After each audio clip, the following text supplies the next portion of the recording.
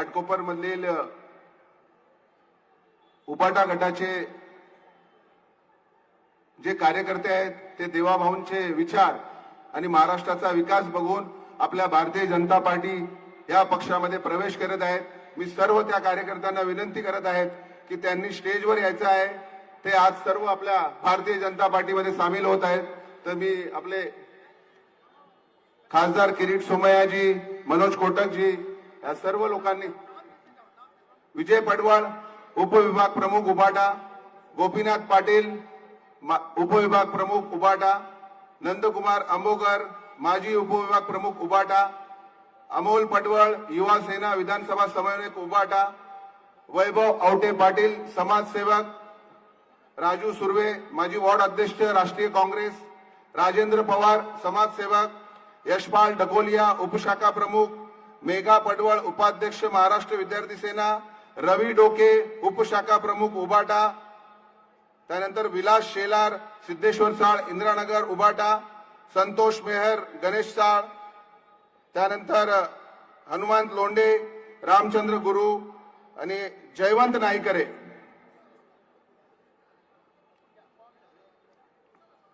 अमोल पटवळ्या, संतोष मेहर गणेश साळ committee, Vilas Shelar Siddheshwar साळ, वैभव आवटे पाटील.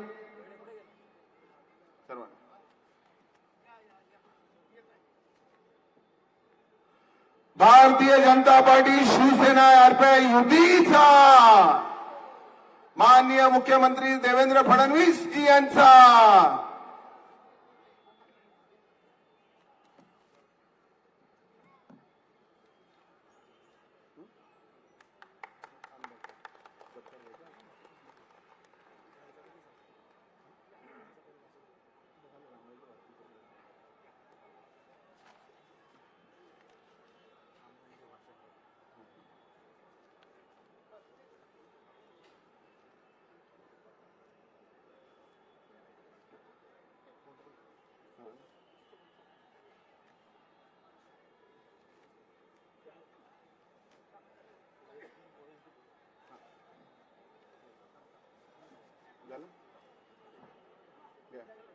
मी आपल्या विभागाचे dashing दयावान आमदार राम कदम साहेब यांना विनंती करत आहेत की त्यांनी आपल्या या सभेला मार्गदर्शन करावं. डॅशिंग दयावान आमदार राम कदम साहेब, एकदा जोरात टाळ्या आमदार राम कदम साहेबांसाठी होऊन जाऊ द्या. एकदा जोरात टाळ्या. धन्यवाद.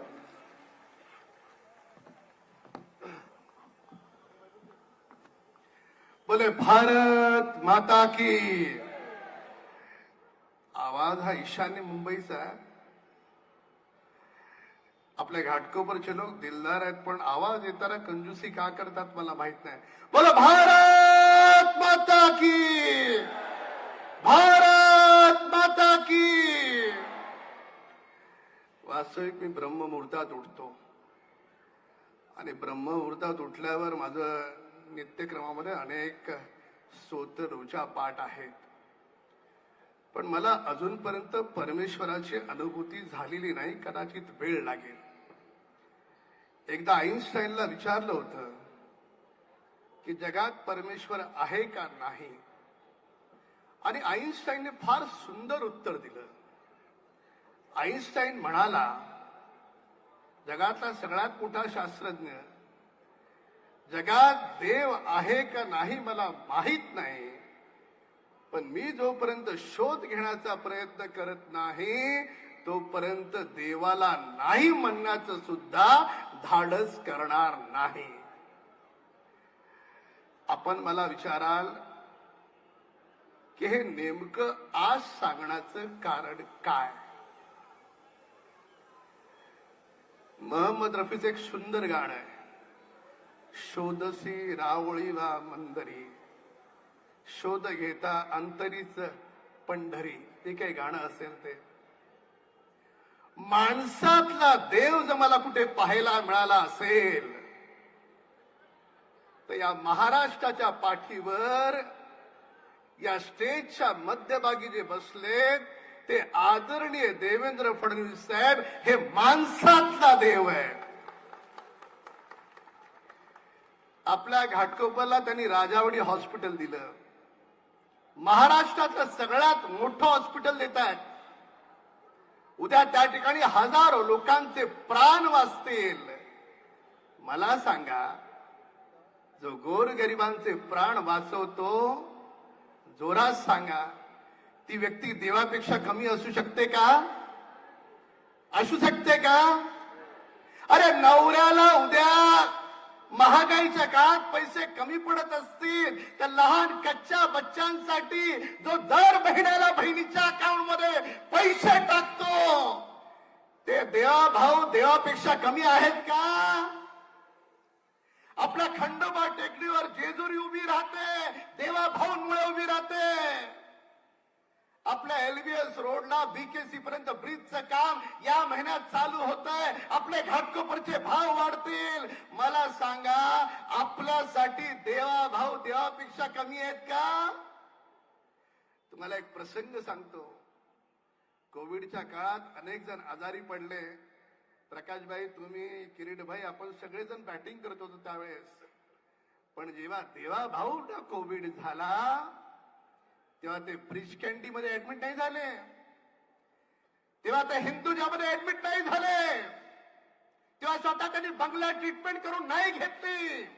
त्यांनी विचार केला, माझा मुंबईचा माणूस, माझा मराठी माणूस जर महानगरपालिकेच्या हॉस्पिटलमध्ये जातो तर देवेंद्र फडणवीस सुद्धा सरकारी हॉस्पिटलमध्ये गेले, तिथे जाऊन त्यांनी स्वतःची ट्रीटमेंट केली. म्हणून हे देव माणूस आहे. आणि म्हणून देवाभाऊंना पूर्ण महाराष्ट्रानं देवाभाऊ म्हणून स्वीकारलं. 20-20 तास काम करणारी व्यक्ती आणि एवढ्या उंचीवर असून सुद्धा अत्यंत विनम्र, प्रत्येक कार्यकर्त्याचा सन्मान करणारी व्यक्ती. देवाभाऊ घाटकोपरला अण्णाभाऊ साठे स्मारक उभा राहतंय. माझी याही आधी आपली चर्चा झाली. देवाभाऊंनी कधीच कुणाला त्रास देऊन विकास केला नाही. देवाभाऊंचं तत्व आहे, विकास कशाला म्हणायचं तर एकालाही त्रास न देता जो होतो, ज्याचा सगळ्यांना आनंद होतो, सगळ्यांची प्रगती होते, त्याला विकास म्हणायचं. जगातलं सगळ्यात सुंदर आदर्श अण्णाभाऊ साठे स्मारक घाटकोपरला उभं राहतंय. पण घाटकोपरला उभं राहताना तिथल्या माझ्या स्थानिकांची मागणी आहे, त्यांना आपण घाटकोपरमध्ये घर देतोय. पण शेवटी माझ्या घाटकोपरचे आहे, तुमचं माझ्यावर विशेष प्रेम आहे. आमची मागणी आहे, देवा भाऊ, थोडी आजूबाजूला अजून जागा घेऊ, पण अण्णाभाऊ साठे स्मारकाचे तिथे राहतात त्या लोकांना त्याच ठिकाणी पण सुंदर घर देऊ. आणि देवाभाऊ ही आपली मागणी पूर्ण करतील, मला पूर्ण विश्वास आहे. जाता आता एकच सांगतो, हे दोन भाऊ मराठी बोलतायत. कसलं मराठी? 2009 ला आबो आदमीला मीच ठोकला होता, विसरला का काय? अरे बाकीचे सगळे मनसेवाले शेपूट हाडून पळून गेले होते, मी आणि वांद्रे साहेबच होतो. मराठीसाठी या मुंबईत, या महाराष्ट्रात पहिलं बलिदान देणारा हा भाजपचा आमदार आहे. 4 वर्ष निलंबन झालं होतं माझं. कसल्या मराठीच्या बाता बांधता, कसल्या मराठीच्या बाता मारता? त्याच्यामुळे एक गोष्ट निश्चित आहे, कुठल्याही इलेक्शनला माननीय मुख्यमंत्र्यांनी हात घातला तर त्यांच्या हाताला परीस आहे का काय मला माहित नाही, पण त्यांच्या पाठीमागे करोडो गोरगरिबांचे आशीर्वाद आहेत. त्यांनी एकदा हात लावला की सोनं होतं. 16 तारखेला मुंबईचा महापौर हा आपलाच बसणार, एवढं आणि एवढंच या ठिकाणी सांगतो आणि इथेच सांगतो. खूप खूप धन्यवाद.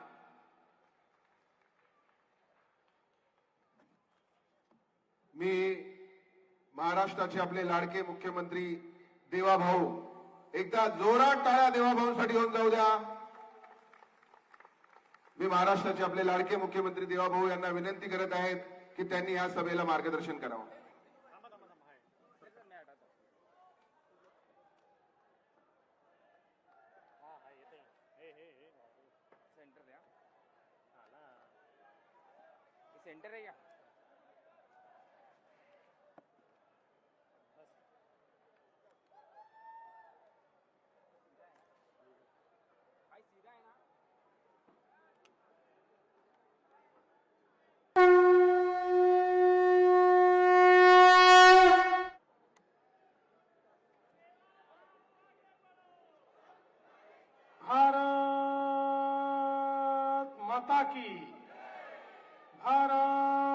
माता की, छत्रपती शिवाजी महाराज की, धर्मवीर छत्रपती संभाजी महाराज की, जय भवानी, जय भवानी, जय जय जय जय जय भवानी,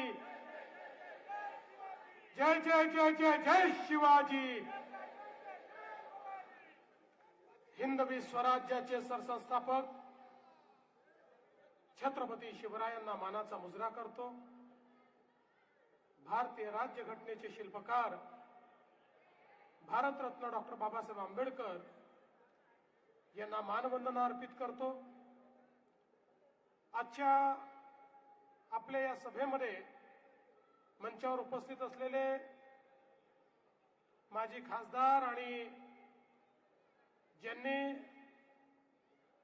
या देशामध्ये सर्वात मोठा बर्थ सर्टिफिकेटचा घोटाळा उघडून अनेक देशद्रोह्यांना कामी लावलं ते किरीटभाई सोमय्या, आपले दुसरे माजी खासदार मनोज कोटकजी, आपले माजी अध्यक्ष प्रकाश मेहताजी, या ठिकाणी आलेले श्री प्रदीप कुमार सिंग सांसद बिहार, आपल्या या भागाचे डॅशिंग आणि दयावान आमदार राम कदमजी, आपले लोकप्रिय आमदार मिहिर कोटेचाजी, आपले लोकप्रिय आमदार परागभाई शहा, दीपक दळवीजी, चंद्रकांत मालकरजी, भावेश भानुशालीजी, युवराज मोरेजी, लाल यादवजी, दीपक खांडेजी, पूनमताई बोराटे, संतोष गांजले, मनोहर शिंदे,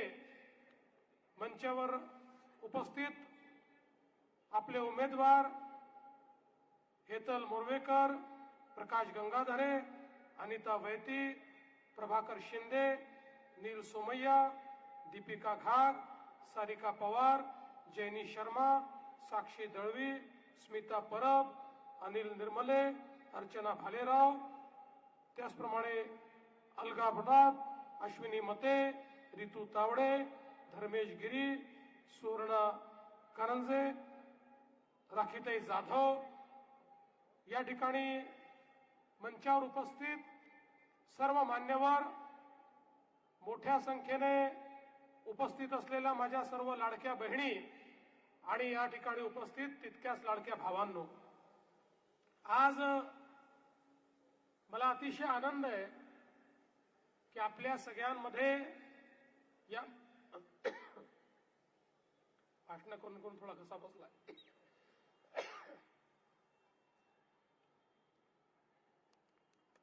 पण मी नेहमी सांगतो, भाषण करताना जरी पाणी पीत असलो तरी विरोधकांना पाणी पाजणार आहे.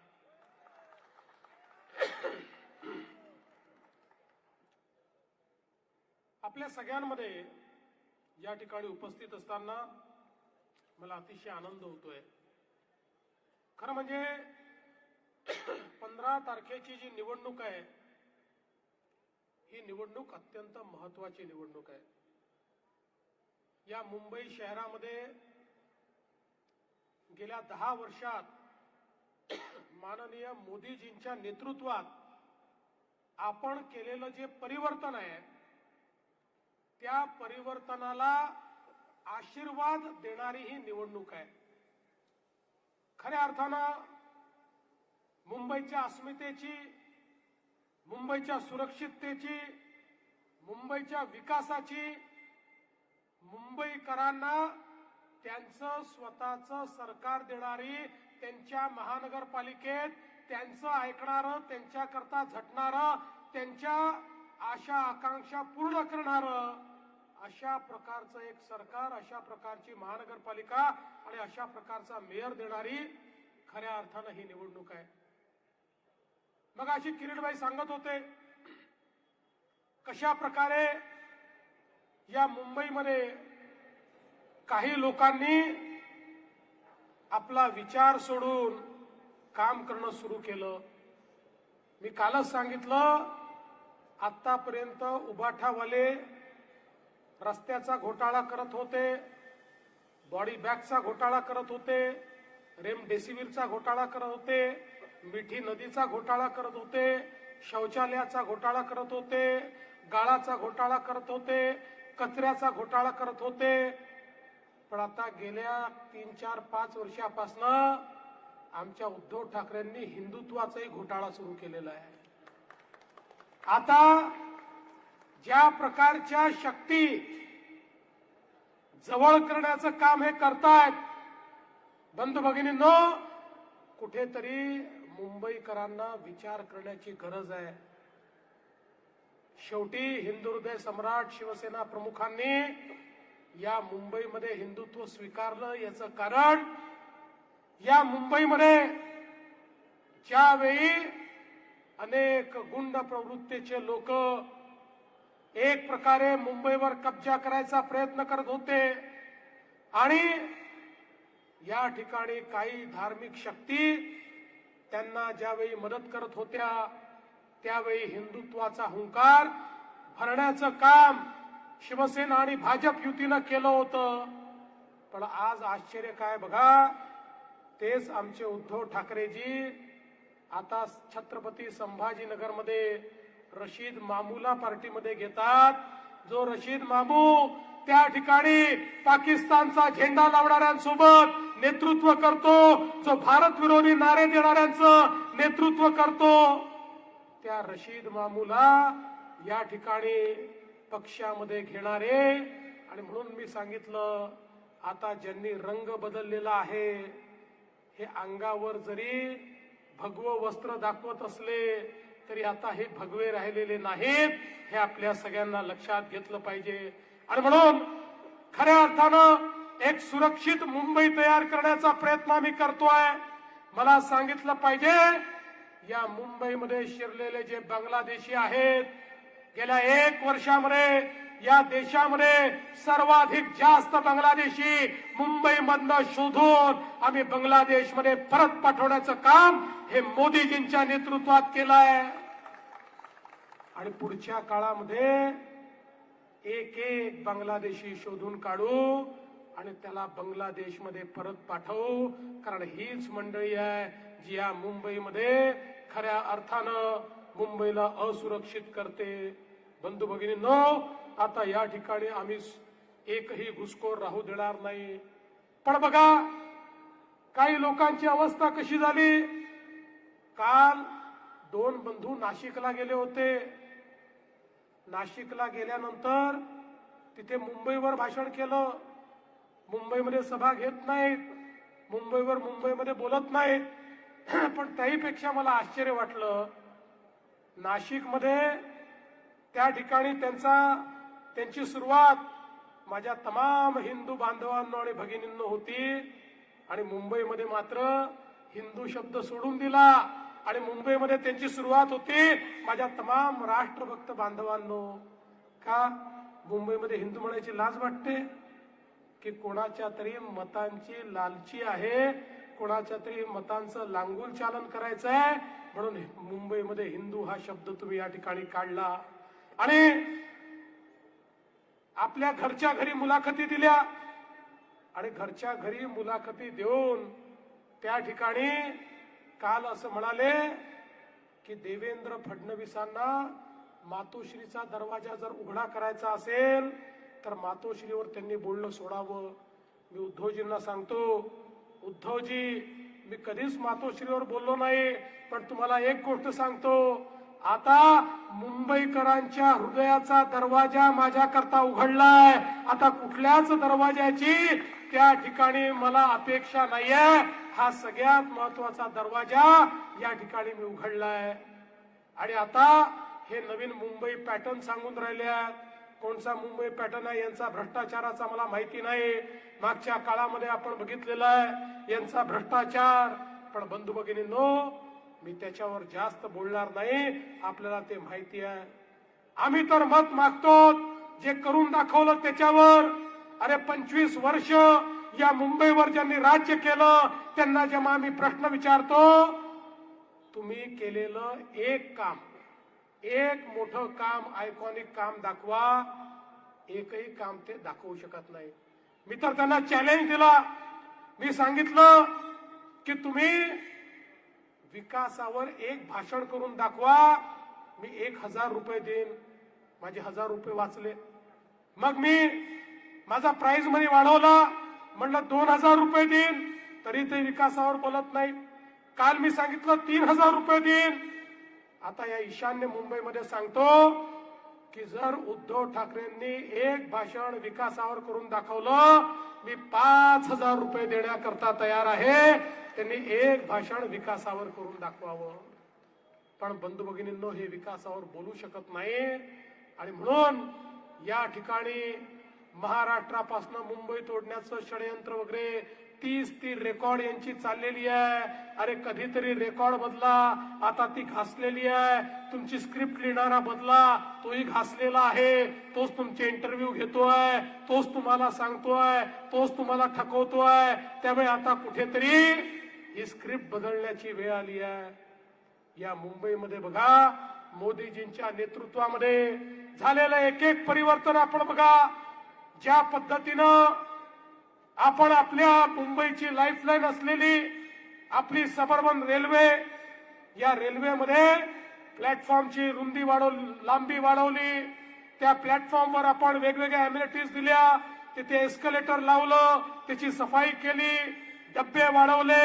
आपल्या या सबर्बन रेल्वेला त्या ठिकाणी डिकंजेस्ट करण्याचं काम हे मोठ्या प्रमाणात आपल्या सरकारच्या माध्यमातून आपण केलं. मध्यंतरी मला काही लोक भेटले, म्हणाले साहेब ठीक आहे, लोकल ट्रेन मध्ये तुम्ही काही सुधारणा करतात, पण तुम्ही आमच्यावर अन्याय करतात. मी म्हटलं काय अन्याय? म्हणाले अन्याय असा आहे, तुम्ही मेट्रो आणली, मेट्रोचा कोच हा स्वच्छ आहे, त्याची दारं लागतात, तो एअर कंडिशन आहे. त्या ठिकाणी लोक हे अतिशय आरामात प्रवास करतात. इथे मात्र दारं लागत नाहीत. आम्ही त्या ठिकाणी लटकून लटकून हा प्रवास करतो. आपल्या जीवाची त्या ठिकाणी खऱ्या अर्थानं पर्वा न करता आम्हाला प्रवास करावा लागतो. आणि त्या उन्हामध्ये, त्या घामामध्ये आम्हाला हा प्रवास करावा लागतो. त्यांना चांगले डबे आणि आम्हाला वाईट डबे, असं का? मी म्हटलं तुमचं म्हणणं बरोबर आहे. मी दिल्लीला मोदीजींची आणि त्यांच्या माध्यमातून आपले जे अश्विनी वैष्णव साहेब आहेत, रेल्वे मिनिस्टर, यांच्याशी चर्चा केली आणि आम्ही ठरवलं 50% केंद्र सरकारचे, 50% महाराष्ट्र सरकारचे. आणि या ठिकाणी आता आपल्या रेल्वेमध्येही ज्याचा दरवाजा बंद होतो असा एसी डब्बा हा आपल्याला रेल्वेमध्ये, म्हणजे आपल्या सबर्बन रेल्वेमध्ये, लोकल ट्रेन मध्ये मिळणार आहे. याच्यावर टाळ्या वाजवू नका, टाळ्या पुढच्या याच्यावर वाजवा. लोकल ट्रेनचे सगळे डबे एसी होतील, पण त्याचं तिकीट सेकंड क्लासच्या आजच्या तिकिटापेक्षा 1 रुपया देखील वाढणार नाही. त्याच तिकिटामध्ये आपल्याला या लोकल ट्रेन मध्ये या ठिकाणी खऱ्या अर्थानं फिरता येईल. अशा प्रकारचं काम आपण करून दाखवलं. आता आपण बघा, या मुंबईमध्ये ज्या प्रकारची कनेक्टिव्हिटी आपण सुरू करतो, एक प्रकारे रस्त्यांचं जे जाळं आपण तयार करतोय, आपल्याला माहिती आहे कोस्टल रोड तर सगळ्यांना दिसतोय.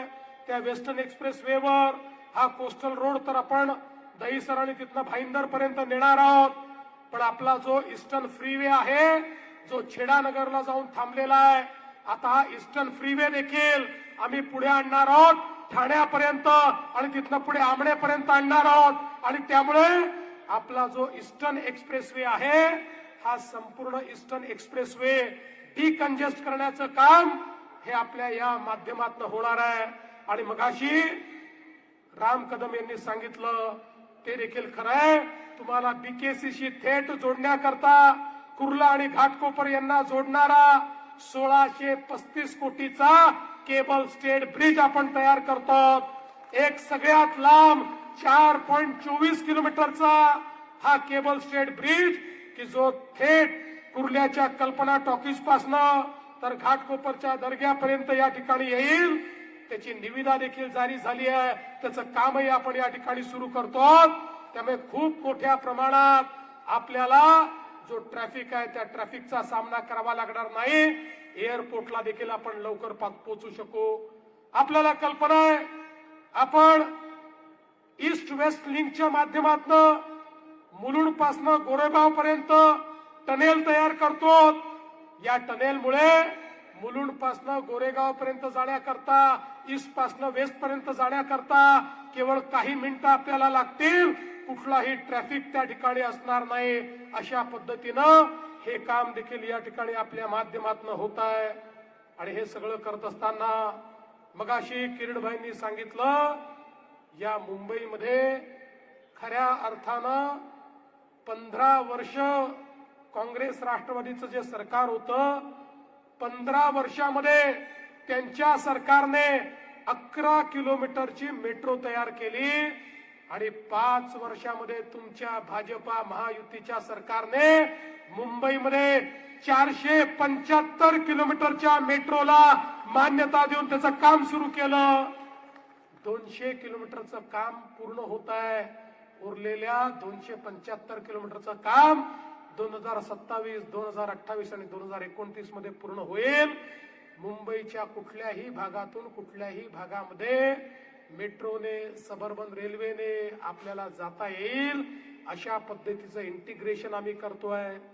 2017 साली मी सांगितलं होतं की ज्यावेळी आम्ही हे ट्रान्सपोर्टेशनचं नेटवर्क उभं करू, त्यावेळी एका सिंगल तिकिटावर आपल्याला मेट्रोतही जाता येईल, मोनोतही जाता येईल, सबर्बन रेल्वेतही जाता येईल आणि बेस्टच्या बसमध्येही जाता येईल. त्यावेळी लोकांना आश्चर्य वाटलं. लोकांना वाटलं इलेक्शन आहे म्हणून काहीतरी ठोकून राहिले. पण आज आपण मुंबई वन ऍप तयार केला. या ऍपवर एका सिंगल तिकिटामध्ये तुम्ही आता मेट्रोत, मोनोत, रेल्वेत, बेस्ट मध्ये सगळीकडे प्रवास करू शकता. आणि पुढच्या टप्प्यामध्ये 200 नॉटिकल माईलचा मुंबईमध्ये आपण जलवाहतूक सुरू करतोय, वॉटर टॅक्सी चालू करतोय. वॉटर टॅक्सी चालू झाली की याच तिकिटावर वॉटर टॅक्सी मध्ये देखील तुम्ही त्या ठिकाणी प्रवास करू शकाल. अशा प्रकारचं इंटिग्रेशन हे आपण केलंय. आपल्याला माहितीये मेट्रो 4 वडाळा ते कासरवडवली 70% काम त्याचं पूर्ण झालेलं आहे. आणि त्या माध्यमातून मोठ्या प्रमाणात या मेट्रोचं काम आपण या ठिकाणी करतोय. मेट्रो 8 जी मुंबई विमानतळ ते नवी मुंबई विमानतळ जिचा आता आराखडा आपण तयार केलाय, ही देखील अंधेरी ते घाटकोपर अंडरग्राऊंड त्या ठिकाणी जाणार आहे. आणि त्यातनं एक मोठी सोय आपल्याला या माध्यमातून होणार आहे. मेट्रो 2 ही जरी प्रत्यक्षात इथनं जात नसली तरी ती मेट्रो 1 ला कनेक्ट करेल. आणि यातनं आपला हा जो सगळा एरिया आहे, या एरियाला संपूर्ण मुंबईतलं जे मेट्रो नेटवर्क आहे त्याची कनेक्टिव्हिटी ही आपण या ठिकाणी देणार आहोत. बंधू भगिनींनो, आज जर आपण विचार केला तर या मेट्रोच्या माध्यमातून मुंबईकरांचं जीवन हे गतिमान करण्याचं काम आपण केलेलं आहे. ज्या मुंबईकरांच्या जीवनामध्ये प्रवासामध्ये सर्वाधिक वेळ जातो, एक स्वप्न आम्ही बघितलं होतं.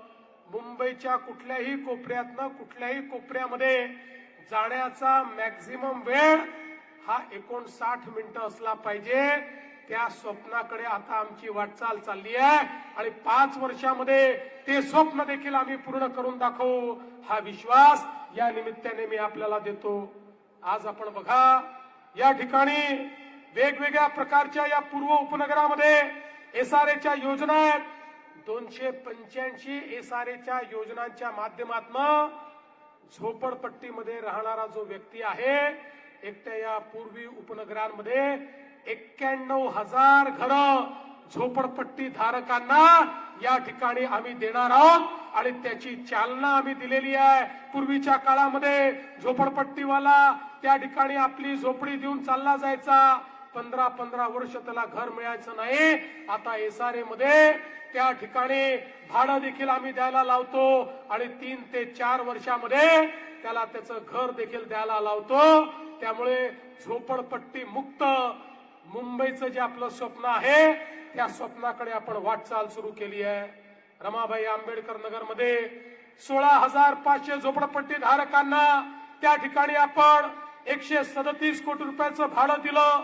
पहिल्या टप्प्यामध्ये 4,053 लोकांना त्यांचं घर आपण देतो. आणि त्यासोबत टप्प्याटप्प्यानं सर्वांना आपण घर देतो आहोत आणि एक महत्वाचा टप्पा त्या माध्यमातून आपला पूर्ण होणार आहे. आणि आताच या ठिकाणी राम कदम यांनी मागणी केली की आपण आपल्या या भागामध्ये जे काही लोकशाहीर अण्णाभाऊ साठेंचं स्मारक करतोय, खऱ्या अर्थानं लोकशाहीर अण्णाभाऊ साठे या संयुक्त महाराष्ट्राच्या चळवळीतला आवाज होता. या संयुक्त महाराष्ट्राच्या चळवळीमध्ये ज्यांच्या गीताने अंगार फुलवला ते लोकशाहीर अण्णाभाऊ साठे होते आणि ज्यांचे गीत आणि ज्यांचं वाङ्मय 11 देशांमध्ये त्या ठिकाणी वाचलं जातं. ज्या लोकशाहीर अण्णाभाऊ साठेंचा पुतळा लावण्याकरता मी रशियामध्ये गेलो होतो. रशियामध्ये देखील त्यांचं वाङ्मय हे त्या ठिकाणी पूजलं जातं. त्यांचं अतिशय उत्तम स्मारक आपण तयार करतो. पण त्यांचं स्मारक तयार करताना ते नेहमी असं म्हणायचे की ही जी धरती आहे, ही धरती ही शेषनागाच्या डोक्यावर नाही आहे, ही कष्टकऱ्याच्या तळहातावर आहे. आणि असे कष्टकरी त्या भागातले, त्यांना विस्थापित करण्याची वेळ आमच्यावर येऊ नये. हे जे राम कदम आपण सांगितलेलं आहे, मी आजच घोषणा करतो, त्यांना त्याच ठिकाणी घरं देण्यात येतील. त्यांच्यापैकी कोणालाही विस्थापित आम्ही करणार नाही. आज आपण बघा, वेगवेगळ्या प्रकारची जी कामं या ठिकाणी होत आहेत, त्या कामांच्या माध्यमातून आपण मुंबईला एक स्वच्छ नगरी म्हणून करतोय. इतके वर्ष या मुंबईमध्ये ज्यांनी राज्य केलं, या मुंबईचं घाण पाणी, सांडपाणी आपल्या नदीमध्ये, नाल्यामध्ये आणि समुद्रामध्ये सोडून दिलं. तुम्ही विचार करा, एशियातली सर्वात श्रीमंत जी महानगरपालिका आहे, त्या महानगरपालिकेमध्ये गटारीचं जेवढं पाणी आहे, ती विष्ठा आहे, ती घाण आहे, ही सगळी इंग्रजांनी तयार केलेल्या बॅलन्सिंग टँक मध्ये जायची आणि तिथनं ते सगळं पाणी समुद्रात किंवा आपल्या नाल्यांमध्ये जायचं. आज अनेक देशामध्ये गेलो, समुद्र निळाशार दिसतो, तिथे कुठलाही वास येत नाही. पण आपल्या समुद्रामध्ये एखाद्या चौपाटीवर गेलं तर त्या ठिकाणी घाण पाहायला मिळते, वास पाहायला मिळतो, काळं पाणी पाहायला मिळतं. आणि एवढंच नाही तर यामुळे आमचे नाले, आमच्या नद्या प्रदूषित झाल्या. आमच्याकडे रोगराई, आमच्याकडे डास मच्छर, आमच्याकडे मलेरिया, आमच्याकडे डेंग्यू, अशा अनेक गोष्टी या ठिकाणी झाल्या. आणि म्हणून आपण निर्णय केला, आता यापुढे करायचं नाही. या मुंबईमध्ये एसटीपीचं जाळं तयार करायचं. मुंबईच्या पाण्याचा थेंब थेंब हा त्या ठिकाणी ट्रीट झाला पाहिजे. त्यातला जो मैला आहे तो बाजूला होऊन त्याच्यावर प्रक्रिया झाली पाहिजे. त्यातनं देखील काही गोष्टी तयार होतात, खत तयार होतं, ते तयार केलं पाहिजे. आणि केवळ शुद्ध पाणी हे मुंबईच्या नाल्यामध्ये, नदीमध्ये किंवा समुद्रामध्ये गेलं पाहिजे. आज मला सांगताना आनंद वाटतो, 16,000 कोटी रुपयाची कामं आपण सुरू केली. घाटकोपरमध्ये देखील 1687 कोटी रुपयाचा एसटीपीचं काम आपलं चाललेलं आहे. 2 वर्षामध्ये टप्प्याटप्प्याने सगळे एसटीपी पूर्ण होतील. आणि त्यानंतर मुंबईच्या समुद्रामध्ये कुठलंच गटारीचं पाणी जाणार नाही. केवळ शुद्ध पाणी हे मुंबईच्या नाल्यामध्ये, केवळ शुद्ध पाणी हे मुंबईच्या समुद्रामध्ये जाईल. एकीकडे रोगराई कमी होईल आणि दुसरीकडे आपल्या मुंबईचा समुद्र देखील, आपली चौपाटी देखील स्वच्छ पाण्याची चौपाटी आपल्याला पाहायला मिळेल. आणि त्या ठिकाणी कुठलाही वास आपल्याला येणार नाही. अशा पद्धतीचं काम आपण केलेलं आहे. या मुंबईमध्ये वर्षानुवर्ष कचरा डम्पिंग केला जात होता. आपल्याला माहिती आहे देवनारची परिस्थिती आपल्यापैकी काही लोकांनी बघितलेली असेल. आता आणि या कचऱ्याचा देखील या लोकांनी इतका घोटाळा केला, त्याची तर वेगळीच कहाणी आहे. आम्ही कचरा नेतोय असं दाखवलं आणि ज्या वाहनांचे पैसे घेतले, आता कचरा नेला तर तो ट्रकनी जाईल ना, त्यामुळे ट्रकनी वाहतूक केली की प्रत्येक ट्रिपचे पैसे मिळायला पाहिजे. यांनी हजारो कोटी रुपये उबाठावाल्यांनी काढून घेतले. आणि नंतर ज्यावेळेस मी चौकशी केली त्यावेळी असं लक्षात आलं, जे नंबर दिले होते ते ऑटो रिक्षाचे होते, ते स्कूटरचे होते, ते मोटरसायकलचे होते. म्हणजे शेकडो टन कचरा ऑटो रिक्षाने यांनी त्या ठिकाणी नेल्याचं दाखवलं आणि सगळे पैसे खाऊन टाकले. आणि म्हणून मी म्हणतो यांची नीती कशी आहे बघा. कचरा खाणारे देखील हे लोक आहेत, कचऱ्यात पैसा खाणारे लोक आहेत. पण आता त्या कचऱ्यावर पूर्ण प्रक्रिया करून त्या ठिकाणी जो काही कचरा पडलेला आहे जुना 20, 30, 40 वर्षाचा, त्या सगळ्या लिगसी वेस्टवर कारवाई करून त्या ठिकाणी कॅपिंग करून त्या ठिकाणी बायोमायनिंग करून चांगल्या पद्धतीनं सगळी जागा रिक्लेम आम्ही करणार आहोत. आणि हा जो सगळा कचरा आहे याच्यावर शास्त्रशुद्ध पद्धतीनं त्या ठिकाणी त्याची विल्हेवाट लावत या कचऱ्यापासून वीज निर्मिती आम्ही करायचा निर्णय घेतलेला आहे, जेणेकरून कचरा जो आहे तो विजेमध्ये रूपांतरित होईल, आपलं प्रदूषणही संपेल आणि स्वच्छ अशा प्रकारची वीज आपल्याला मिळेल. हे देखील या मुंबईच्या पर्यावरणामध्ये एक प्रकारे पर्यावरण चांगलं करण्याकरता आपले प्रयत्न चालले आहेत. आपण बघा, मुंबईमध्ये आपण सीसीटीव्हीचं नेटवर्क लावलं. वर्षानुवर्ष सांगायचे मुंबईमध्ये आम्ही सीसीटीव्हीचं नेटवर्क लावू, हे मुंबईत सीसीटीव्हीचं नेटवर्क लावू शकले नाही.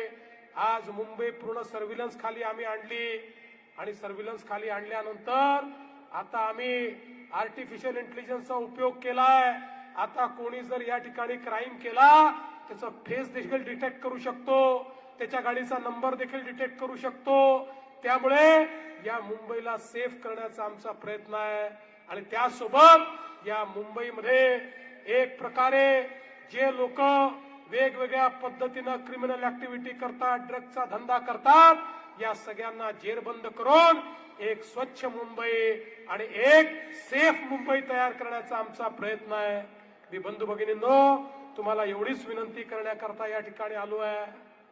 आम्ही काय केलंय ते तुम्ही बघितलेलं आहे.